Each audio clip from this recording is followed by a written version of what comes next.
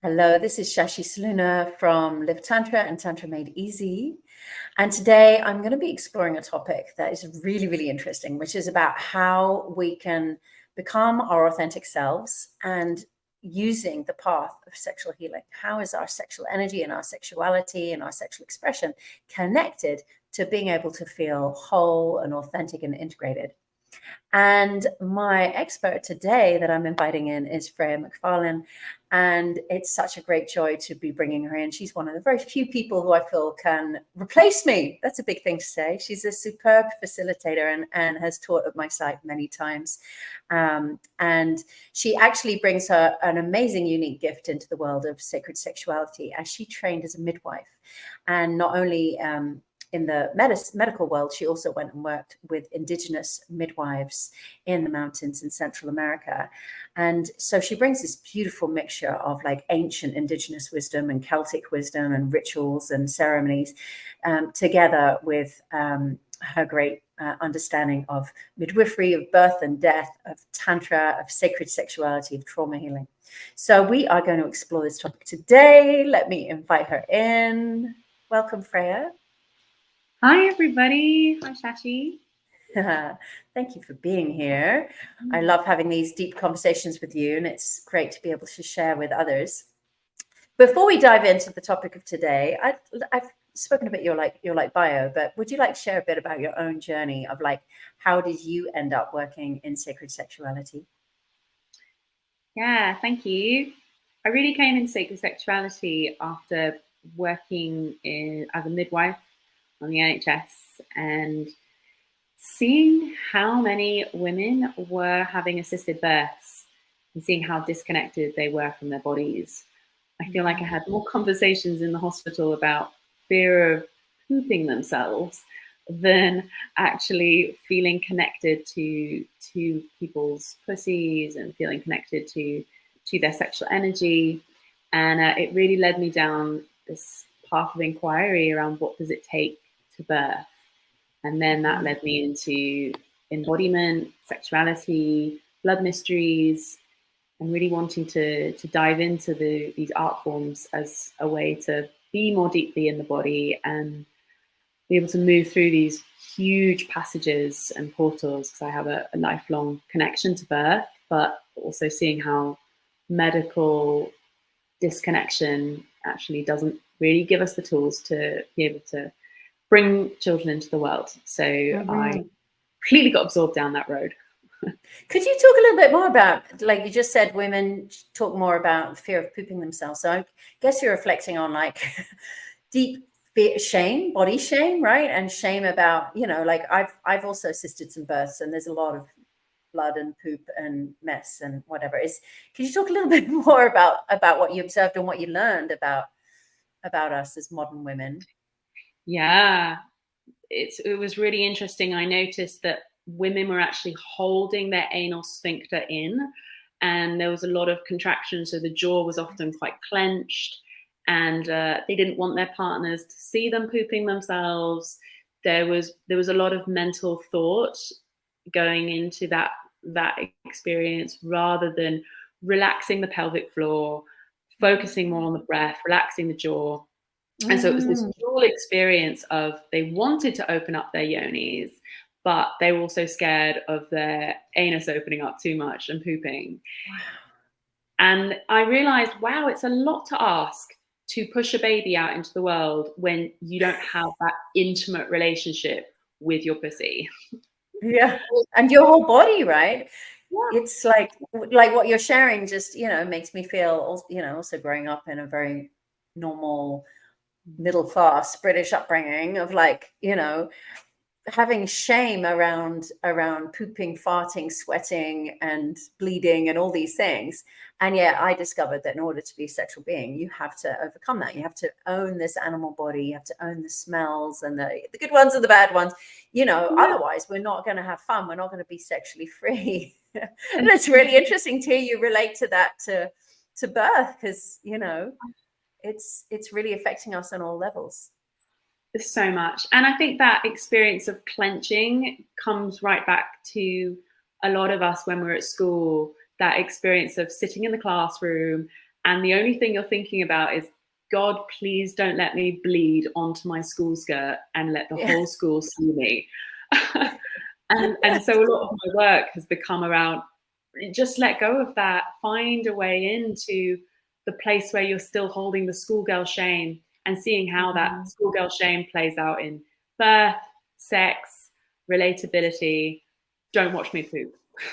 Oh, and presumably school boy shame as well, right? I mean, we all know that like boys can fart and laugh about it more freely than girls in many cultural conditionings. But Yes. I've also experienced that like anal massage for men can open up a lot. Have you also worked with men on these topics? What have you learned there? Yeah, a lot of men are clenching that fear of farting, fear of having their masculinity diminished by someone else seeing them in that experience, and that constricts around the capacity to be intimate with somebody else, because we're holding back from the parts that we're in judgment or projection that they're shameful. And suddenly my whole body can go really tense when I see that and I feel that. It's like, oh, let's open up together, because we all become mirrors of it. So basically we became a little too civilized for our own pleasure, for our own good. Absolutely. Think of England has gone too far. I know, hasn't it just? So let's talk about the healing journey. We face the problem. It's funny because sometimes you and I like put on really posh accents and pretend to teach tantric finishing school or whatever, like make a joke out of it. But it is actually a very serious, matter that so many people really struggle to enjoy sexuality and intimacy and pleasure, and that can also affect their sexual energy flow, right? So should we talk a bit more about how to heal it? What did you find on your journey? Because your journey obviously started with going off to train with midwives in the mountains. Maybe you want to bring that piece in as well as the tantra. What did you find was the difference when you went to more Indigenous midwives compared to the modern ones? They didn't care. They were truly in touch with their full wild. The majority of the women I was helping were on a mud floor and their jaw was completely relaxed. That was the first thing I noticed. And they were just completely and utterly devoted to their bodies going through it. And they made spectacular sounds, very guttural. And a lot of my close friends say, oh, you're so focused on the perineum, Freya. But when I was in Latin America, that's what I noticed, is they were intricately sounding through their whole body, and that was a big difference. Whereas British women didn't feel comfortable making any sound, and I noticed they let their hair go wild.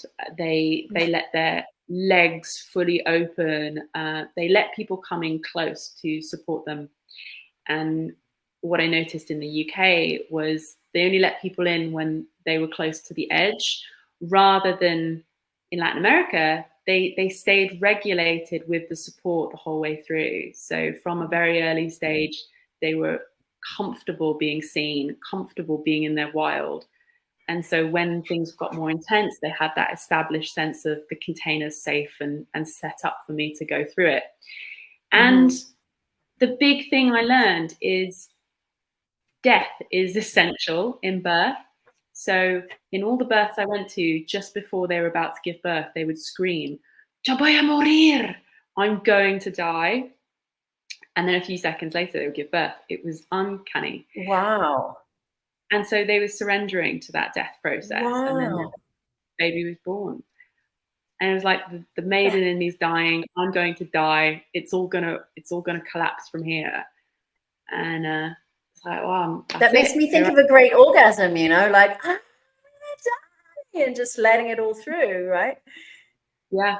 I mean, there's a lot of fear in their eyes as well, but it was also this moment of, it's going to happen, and here I go. Death is upon me. Yeah. So what do you think happened? Do we have a collective trauma in the West? I mean, you and I are British, but, I think other Western countries are similar.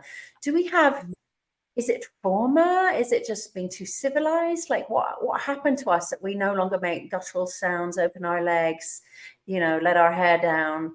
open our jaw, like the jaw is such a big piece, isn't it? What do you think happened along the way? I think one of the pieces is we stopped being so connected to our bodies. I remember having a chat with a midwife in Latin America, and I asked her, how do your women prepare? And she said to me, they scrub the floor. And they do the housework, but not for the house. They do it for the body. And they're down on their knees and they're breathing a lot and they're scrubbing up and down. And I suddenly realized, oh, women in the West don't do these motions. You know, we sit on the sofa a lot more.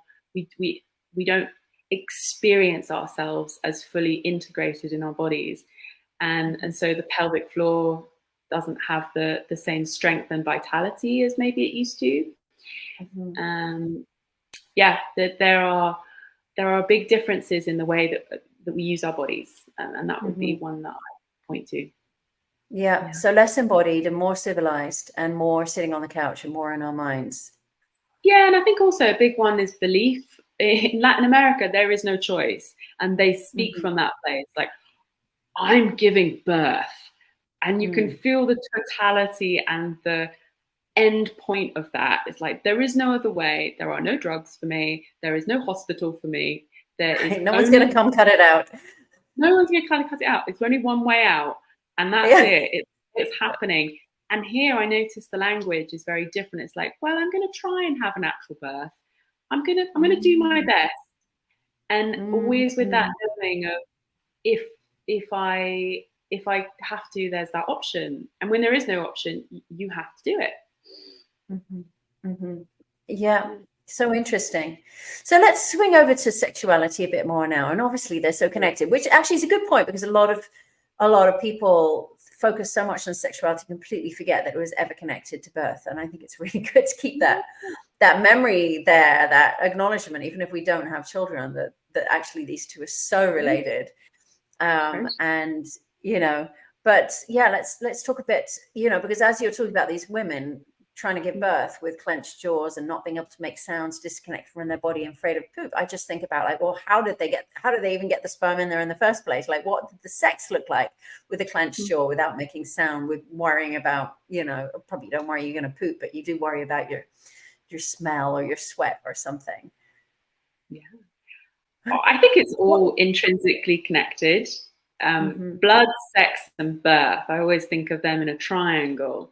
And how we make love is how we're going to birth. How we treat our blood is how we're going to have sex, and how we have birth experiences. So it's like, can you surrender to all your smells in sexuality and open your legs fully wide and make the fullest sound? I mean, I've got a deep belief that the more embodied we are with our sexuality, the easier it is to give birth, because those energies are fused, sexual energy and birth energy. Yeah.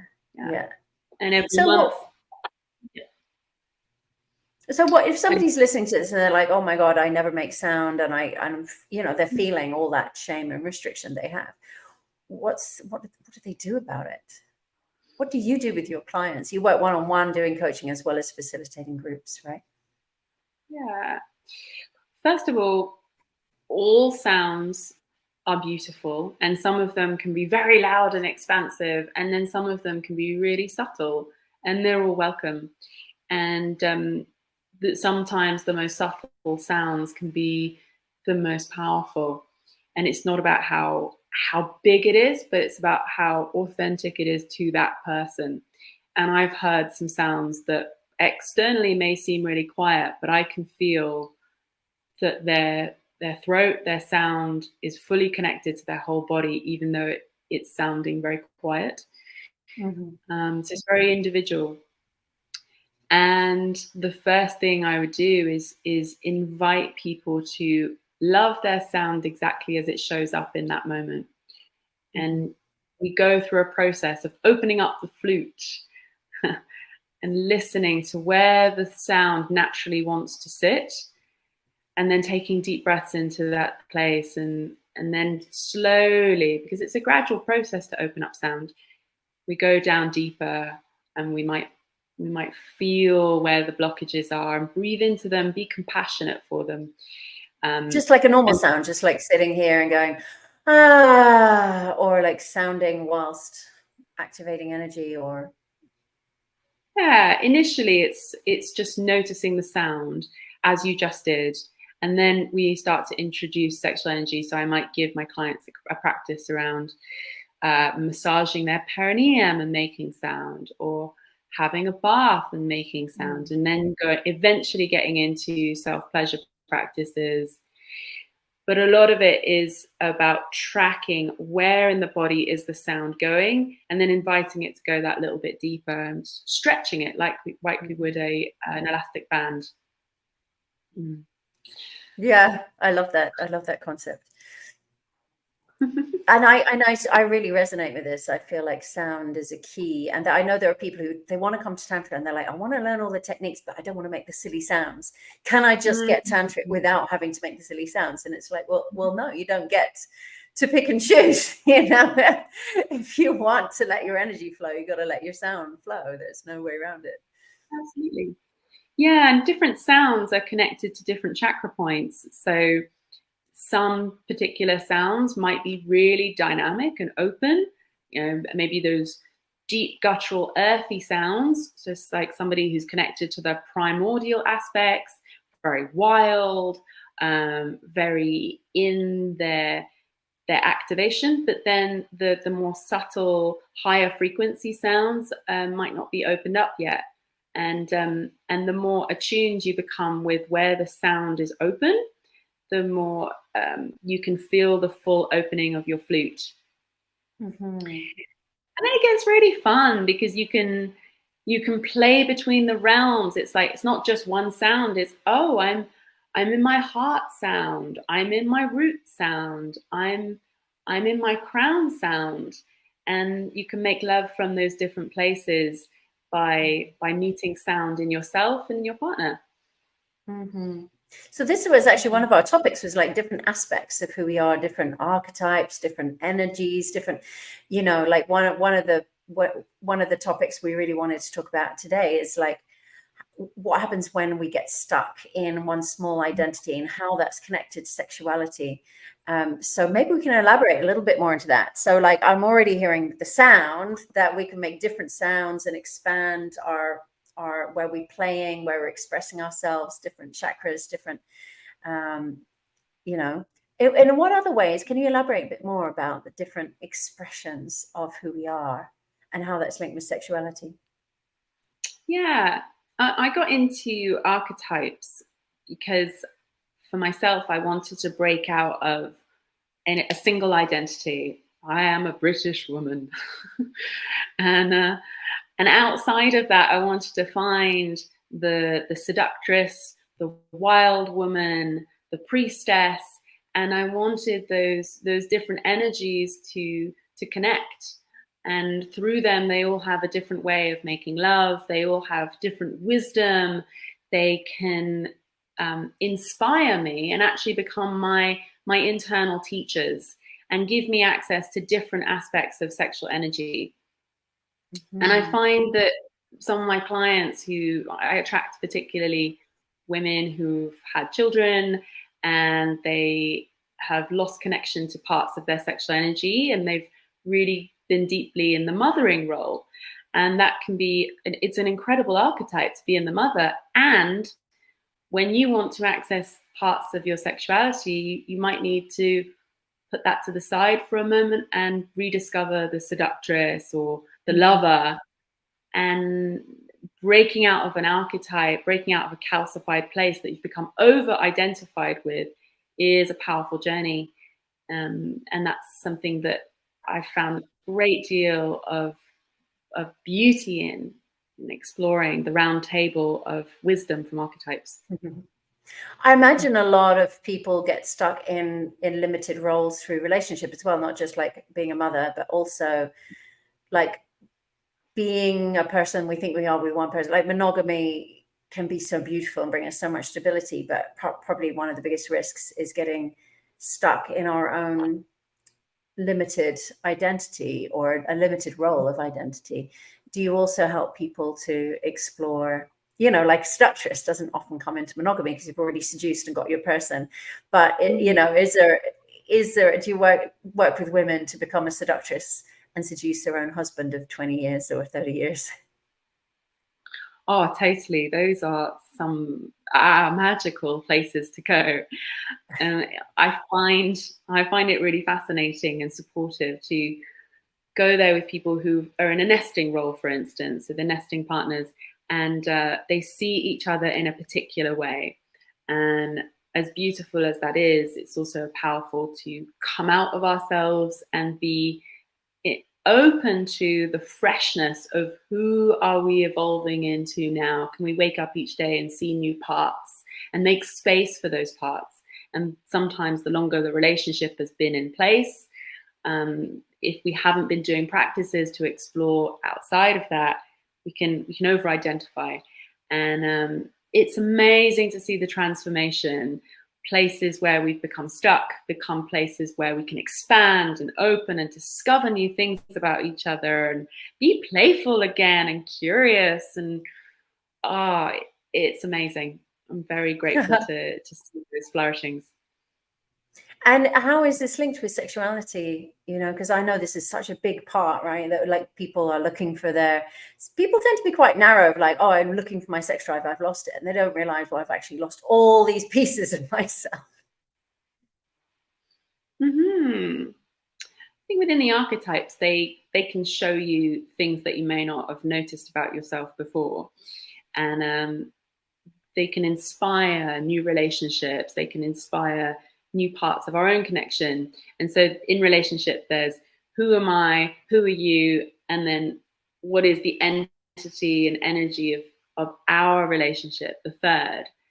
And within that, it's a constantly or changing organic place. And so when we discover new archetypes within that, or how parts want to come together, it can flourish into a completely different organism than it was before, and help us to break out of old patterns and places where there's been excessive conflict.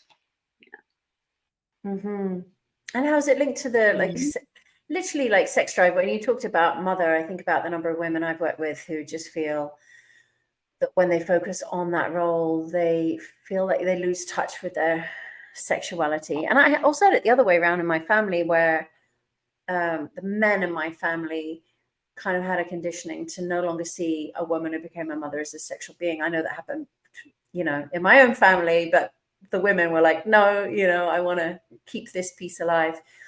So yeah, how is it connected with sexual energy? It's a really good question. I've got a few clients at the moment that are working with me on this particular piece. And what I mention is it's really important to come home to yourself first. Like, what's your practice? Are you touching your body? How does it feel when you touch your body? Rediscovering that juiciness and finding the pleasure within yourself, which can be really subtle and soft and delicious, not just necessarily by stimulating your genitals, but by simply caressing your hand and being in your breath and your delight.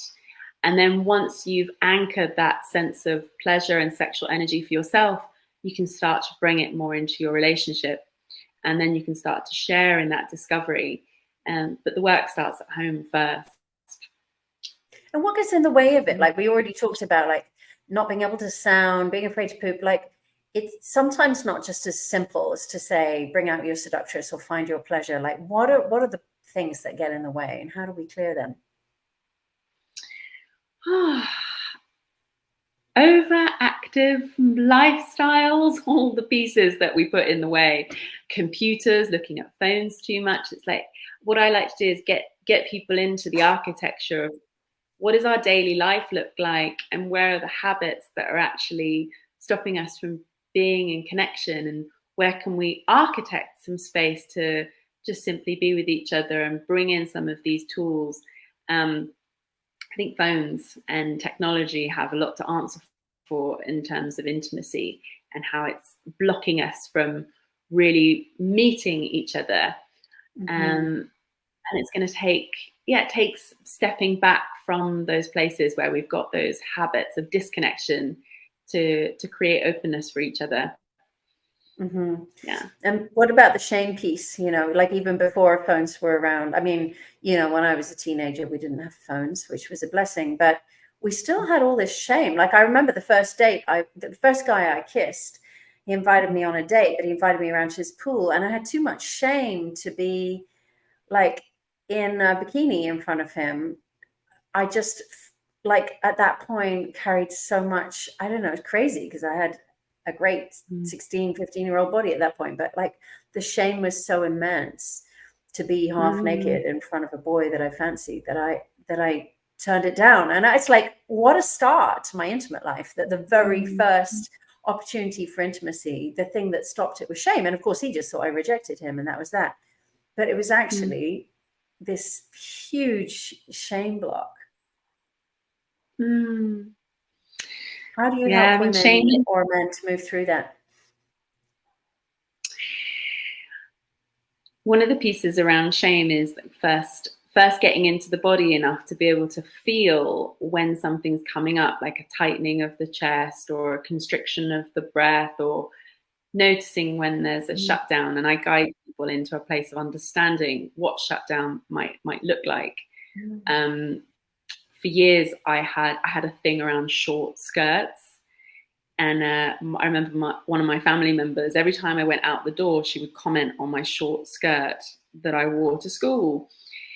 And it wasn't until I was in my mid-20s that I realized, when I said to a friend, oh no, I don't look good in short skirts, I don't wear short skirts, that I've been doing all this somatic work, that it suddenly clicked, oh, this comes back to my school skirt.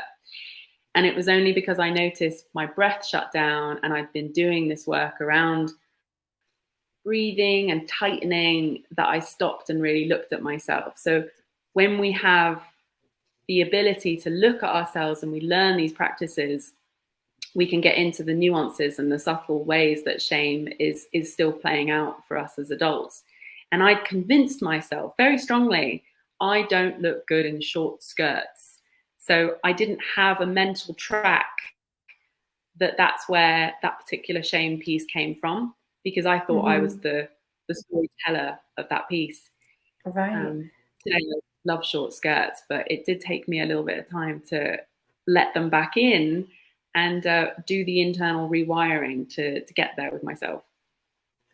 So the trick really is to notice when there's constriction, contraction in the body, shortness of breath, or any of these kind of somatic signs. And then what would you speak it out? Like if you were with a partner and they were touching you, would you encourage people to say, oh, I'm noticing this and this and this?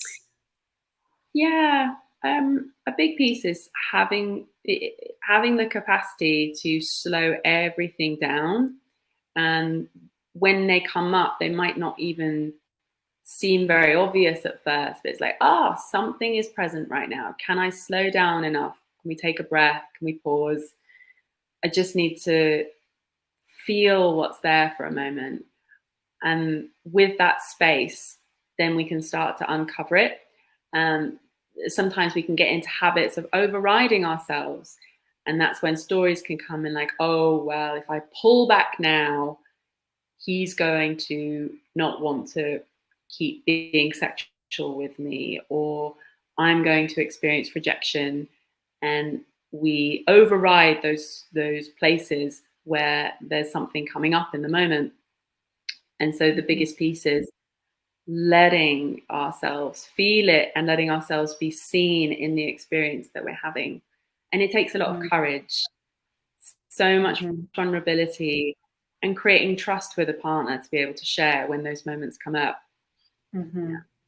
Does it take two partners choosing to do this kind of sexual healing, or do you think, can one start and, hope that their beloved is open to that? Like, what's the best way to, if, let's say a woman comes to work with you and she really wants to heal this shame, does she need to tell her partner she's doing this? I mean, in an ideal world, sure, it's ideal to do this as shared work. And I genuinely believe that when we do the work on ourselves, then we're rippling out, and there's shifts that come. And then sometimes the other partner can see the impact that's happening with the other, and then they want to get on board.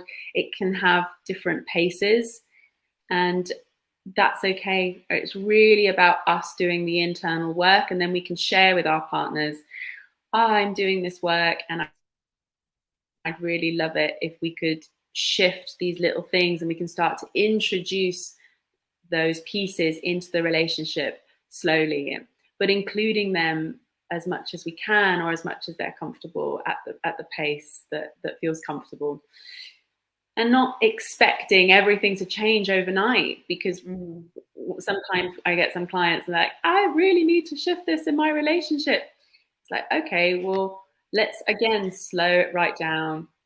Let's focus on you first, and then we can see how we can introduce this more into the relationship without overloading them, because everyone's going at their own pace.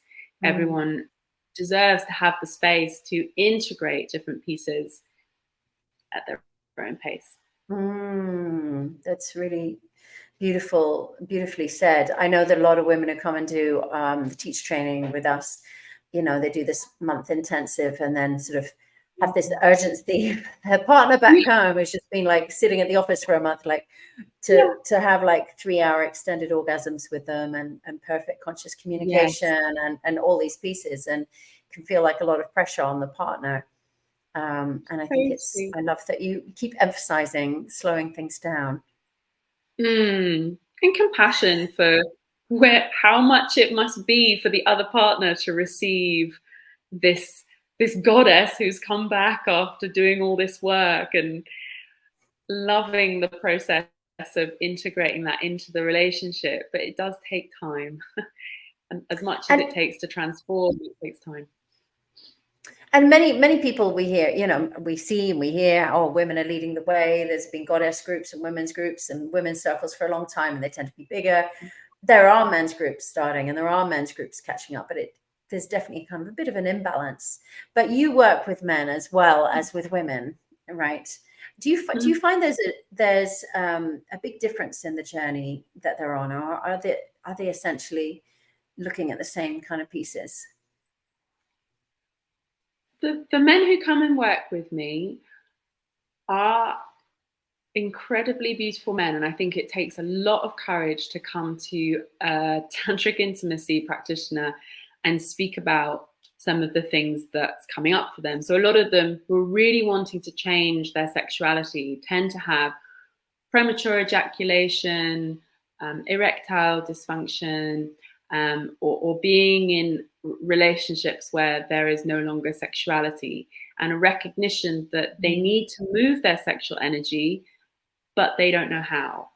And I really admire the courage to come out and seek help.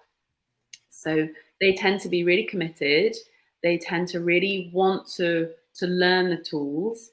And then there are also men who are longing to feel more pleasure. So they've read about Tantra, they've understood some of the concepts, and they're getting older, and they see that they can't have 3 ejaculations in a day, and they see the impact it's having, and they want to get out of the pattern that they're in towards themselves, and move into deeper pleasure, but also more mature, evolved pleasure that's caring for their body, not getting so tired.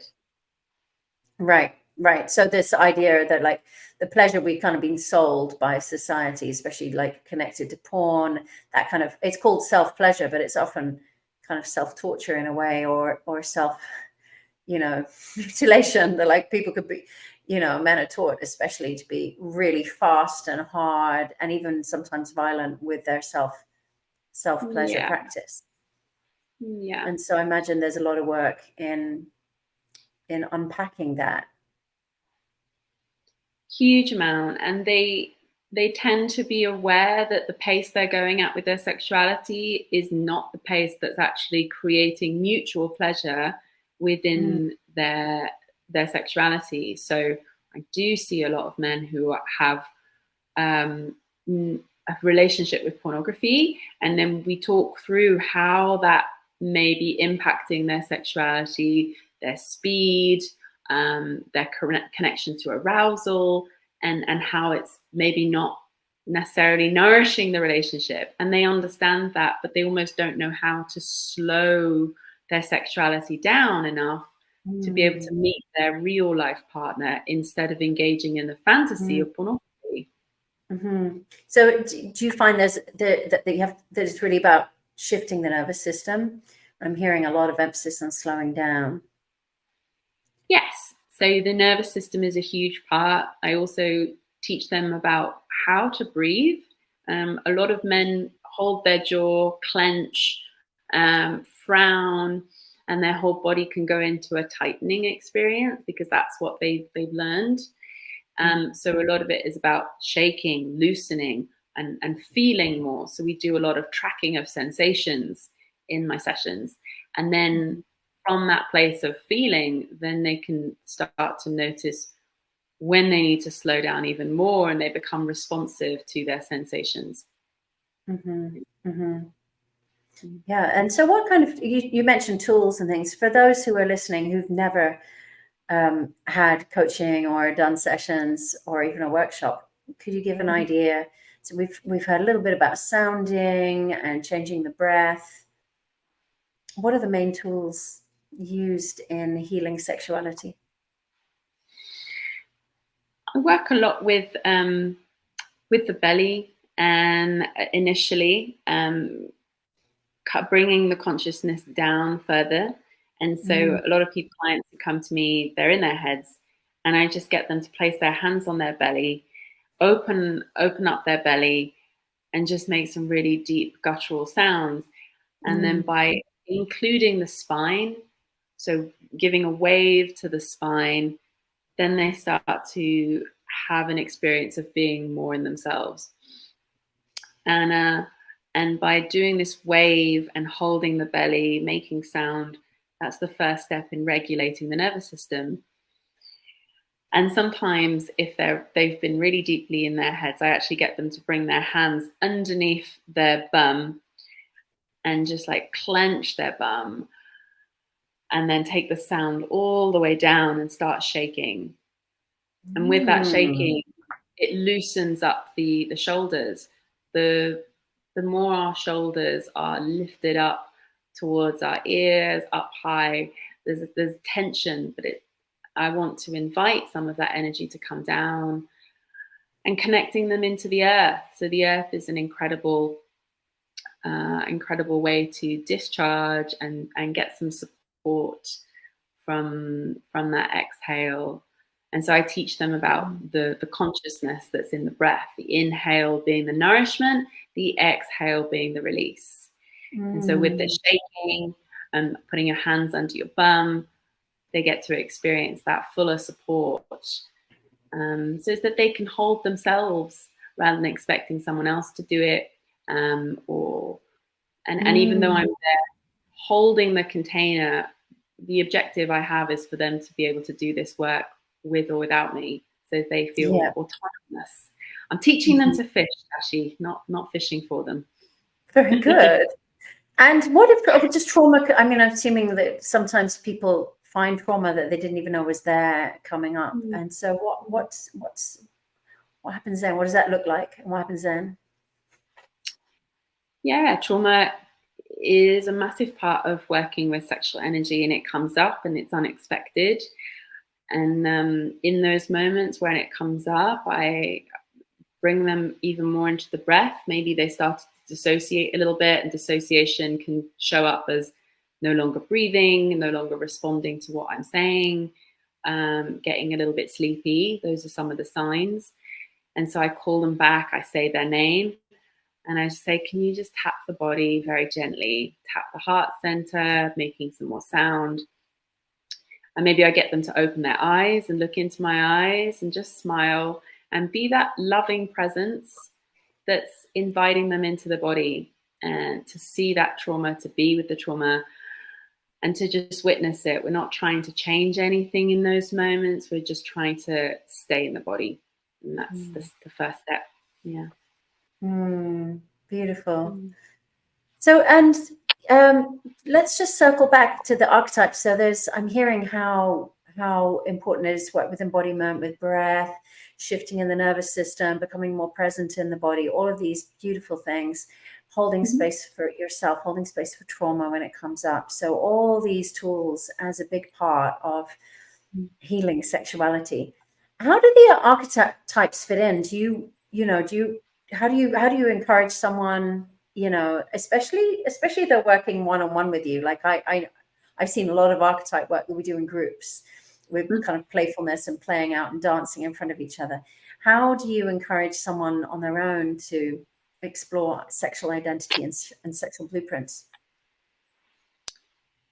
So I guide people through a practice of embodying archetypes, first of all, and that includes finding a meeting point with that archetype. So say it's the wild woman, just using that as an example.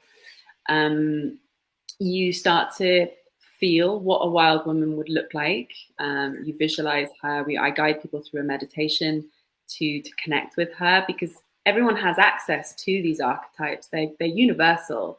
We've seen them. We do have an experience of them. And so when you say to people, visualize them, they're there. And we look at what they're wearing, we look at what they sound like, we start talking to them. And as they introduce themselves more and become clearer, then they are the ones that guide the movement. So putting on music that encourages that archetype to come out more. What's their vocal expression? How do they want to move their arms? And then we get into a dance journey of embodying them. And that's when they move from being an external aspect to an internal part of us. And then that becomes practice. When you've been initiated into that dance journey with that archetype, then I say to people, go do this practice at home.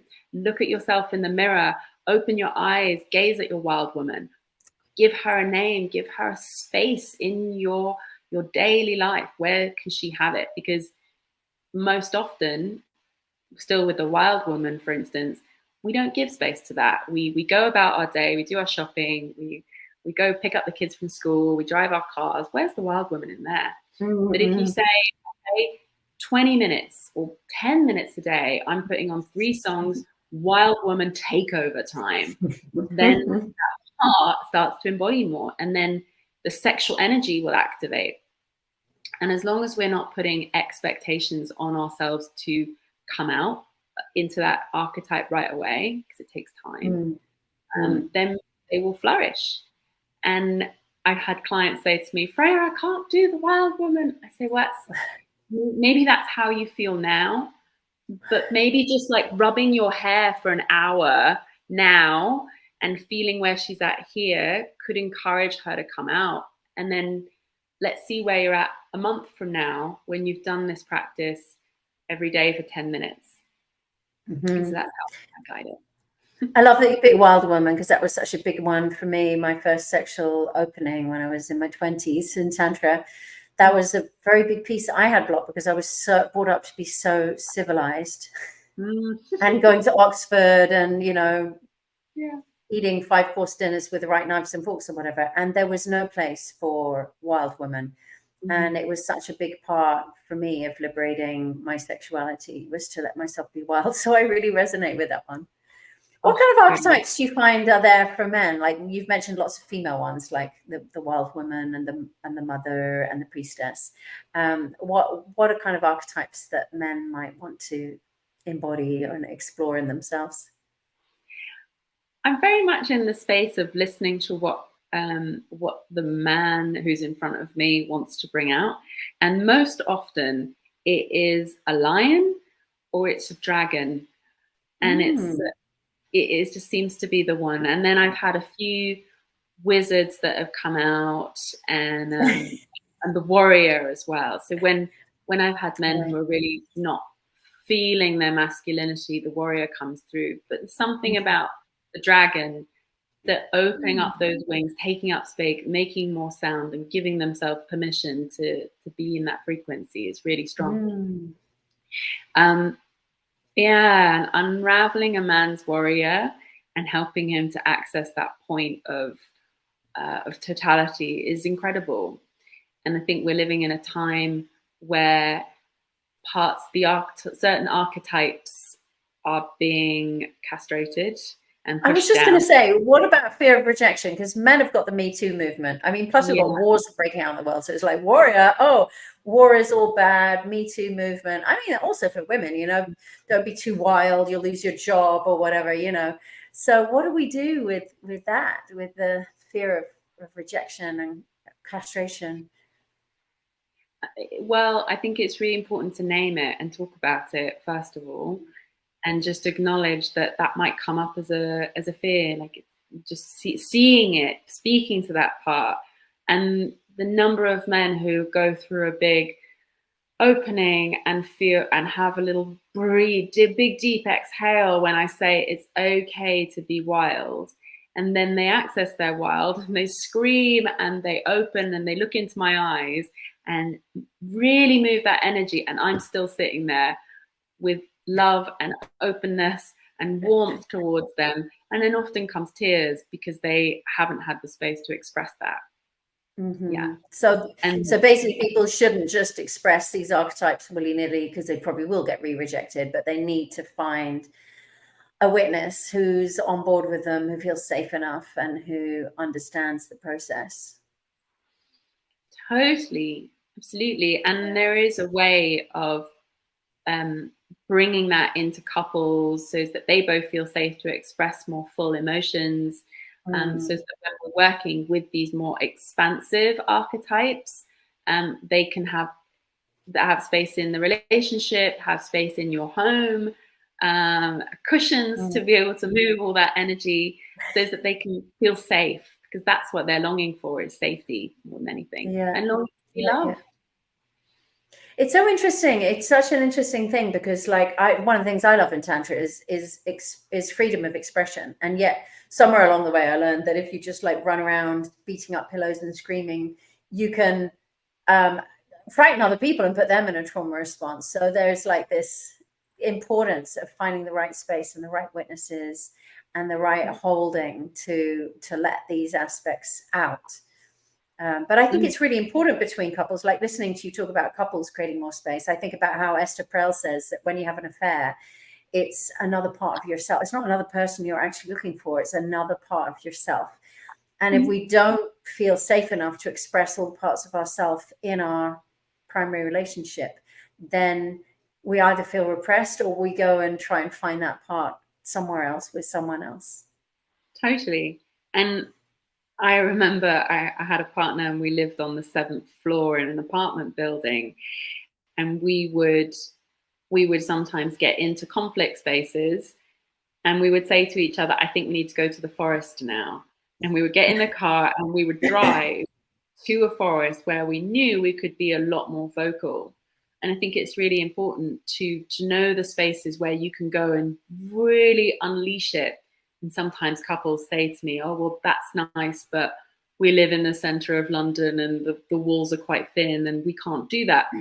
But I believe there's always an opportunity, whether it's using hand screens or whether it's going off to your local forest and expressing more vocally. Yeah. Probably it could even be a nice, I'm listening and thinking, oh, it'd be a nice idea even to then rent a little cottage in the middle of Wales or something, you know, and go as a couple or with a bunch of friends or whatever, and just get that space in, because that is the downside of being too civilized, isn't it? Is that we absolutely. And the more you hang out with wild people, the wilder you get. Then you have friends. That's very true. Unleash that with you. That's very true. Oh, beautiful. And I love that, you know, it's really important to keep a circle of people around you that don't just tolerate your fuller expression, but celebrate it.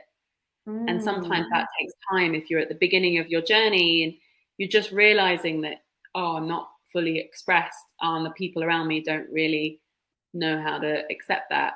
But knowing that once you make that intention of calling more of that in and finding spaces like Tantra festivals or tantric retreats and stuff, then more people will start to show up who can celebrate your fuller expression. It takes time. I want to add one piece in there, because something I noticed is, when I've really tracked this one, when we think I'm too much in a certain area, we sometimes manifest other people reflecting that back to us. You know, like if I think, oh, I'm too loud, then I constantly attract people who tell me I'm too loud. And I think it's also important to own the vulnerability and go to people and say, I carry a fear of being too loud, and bringing that level as well as just expressing the loudness. You know what I mean? Like that this bizarre thing happens, like a kind of family constellation where you keep getting that feedback. And so we've got to break free, but we've also got to bring the vulnerability and ownership with it, of sharing with people our fears. Absolutely. I have a very good friend of mine who went through a big process around feeling too much. So she had a necklace made of herself that said too much. And it was her way. It was her way of acknowledging that she's in it, but she didn't want to deny it. So she was letting it be on her chest. And now very loud about that energy, but she can also come into the softness and holding of it when it shows up as her small self parts. It's very sweet. Oh, that's really beautiful. Amazing. Well, thank you so much for sharing. I've loved this journey of like looking at the birthing and looking at the repressions that people even put in something as big as childbirth, and then looking at this journey in both men and women, actually, of kind of rewilding and re-expressing, reintegrating. Is there any final thing you'd like to add for people who are listening, who are there? I bet there are people listening or watching who are feeling like a bubbling, like, oh my God, I need to do this. And then up comes this big wall of like fear of like, oh my God, I'm going to threaten my relationship. My friends might leave, you know, like all those fears that can come up. For those people in that place, what can you share with them about those fears, especially, and how to move forward and be able to follow the desire to open up? I just want to speak to how natural it is to feel that. And it's almost like when that's there, that's the invitation to come out a little bit more. And I find when I'm on an edge, I just wrap my arms around myself and I say, oh, honey, you're doing so well. I'm so proud of you for even considering going there. And I speak to the courage it takes to consider and walk just a little micro step, and that holding of I'm right there with you in this contemplation of this big leap of change that might happen. And I've been on the phone so many times with potential mentors and coaches, and I've got my arms wrapped around myself and I'm like, this is a really big deal for me. So I just want to speak that out. Oh, yeah. That's so beautiful. Yeah. I love that. And I love that you bring that compassion to your work, because I think that mixture is needed of like, you know, inspiring people, encouraging them, but at the same time really honoring and holding those precious pieces that are in the fear, and that the small, you know, still holding that small self as we go on that journey. Yeah, I mean, there's where we want to be, and then there's where we are. And it's important to nurture the heart and the body and the energy for where it is now. A lot of compassion to listeners who, for wherever they are in their journey, we all need a little tap on the back of like, well done for even listening to this podcast. I'm sure there's edgy bits. Absolutely. Thank you so much, Freya. It's such a joy to have this conversation with you. We have so many of these conversations we don't record, and I'm happy to share one with others. I feel super inspired to be able to teach with you again soon. And we'll put some links around this so that people can find you if they want to work deeper with you. So thank you so much. Thank you for all that you've done in your life walk, and the woman you've become, and all the people that you support. You really are a gift to this world. An honor. Thank you.